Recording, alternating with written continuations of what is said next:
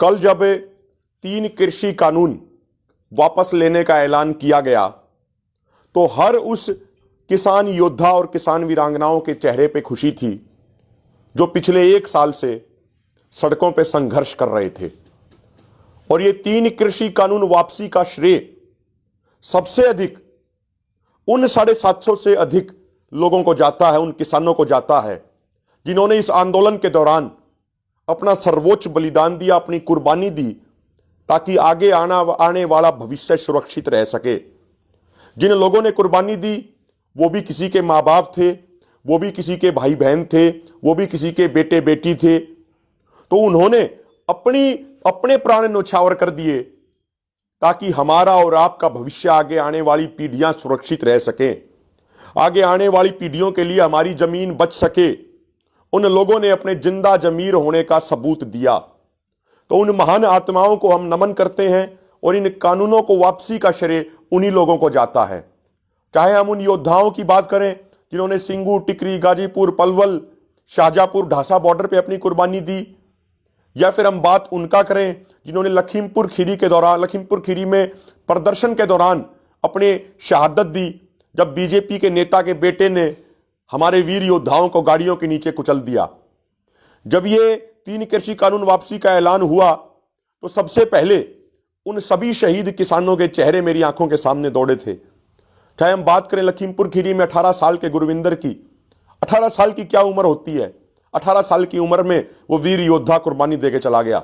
चाहे बात करें 19 साल के लवप्रीत की, या बात करें 35 साल के नक्षत्र सिंह की, बात करें चाहे 35 साल के दलजीत सिंह की, 60 साल के नक्षत्र सिंह की, या पत्रकार भाई हमारे कश्यप भाई जो था उसकी हम बात करें, या फिर जितने भी हमारे योद्धा शहीद हुए, कितने नाम लें हम, उनकी सूची इतनी लंबी है।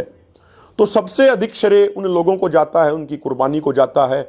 और निश्चित तौर पे जब इतिहास लिखा जाएगा आने वाले समय में तो इन तमाम योद्धाओं का नाम स्वर्ण अक्षरों में उस इतिहास के अंदर आएगा और आने वाली पीढ़ियां हमेशा इनकी कुर्बानी को नमन करेंगी, इनकी कुर्बानी को याद करेंगी। जिस तरीके से आज हम 1947 के आज़ादी के आंदोलन में कुर्बानी देने वाले वीरांगनाओं को और शहीदों को, योद्धाओं को हम याद करते हैं। साथियों, जो आज ये लड़ाई लड़ी जा रही है, अब ये लड़ाई जारी है। महत्वपूर्ण बात यह है कि आंदोलन अभी जारी है। कल बहुत सारे बीजेपी आरएसएस के लोगों ने और दरबारी व सरकारी प्रवक्ताओं ने यह झूठ फैलाने का प्रयास किया कि किसानों की मांगें पूरी हो गई, अब किसानों को चले जाना चाहिए।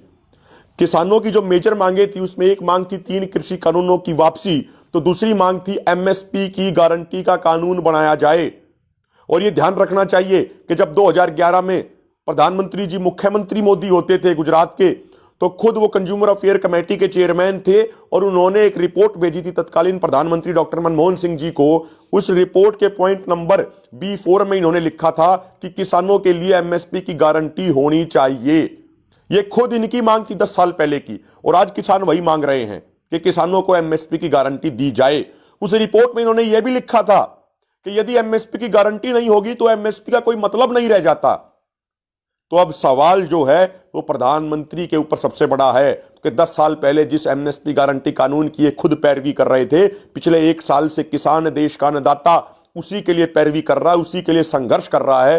3 कृषि कानून वापसी हो गए हैं, अब बात है एमएसपी गारंटी कानून बनाने की। तो वो एमएसपी गारंटी कानून जल्द से जल्द बनाया जाना चाहिए। एसकेएम ने कह दिया है कि जब तक हमारी सारी मांगें पूरी नहीं होंगी, हमारा आंदोलन एज इट इज जारी रहेगा। जहां हमारे तंबू लगे हुए हैं, जहां हमारे लंगर लगे हुए हैं, जहां हमारी स्टेज लगी हुई है, वहां पे एज इट इज जारी रहेगा। हमें वहां पे एज इट इज बैठे रहना है, पूरे जोश के साथ, पूरे जज्बे के साथ, पूरा अपना हौसला हमें बुलंद रखना है। एसकेएम की बहुत जल्दी अभी बैठक होने वाली है। उन बैठकों में आगे की रणनीति बताई जाएगी, उन बैठकों में आगे के निर्णय लिए जाएंगे। तो आप सब पिछले 1 साल से जिस अनुशासन के साथ, जिस निष्ठा के साथ, जिस साफ नीति और नीयत के साथ आपने संयुक्त किसान मोर्चा में अपना विश्वास रखा है, हम आपसे निवेदन करते हैं कि आगे भी वही विश्वास आप एसकेएम के अंदर बनाए रखिए।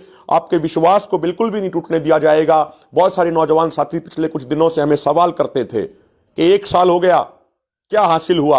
और हम कहते थे कि हमें धैर्य के साथ रहना, अनुशासन के साथ रहना है, हमारी जीत बहुत नजदीक है, हम जीतने वाले हैं। तो कल हमारी आधी जीत तो हो गई, कल हमारी आधी मांग तो पूरी हो गई और 3 कृषि कानून वापसी हो गए।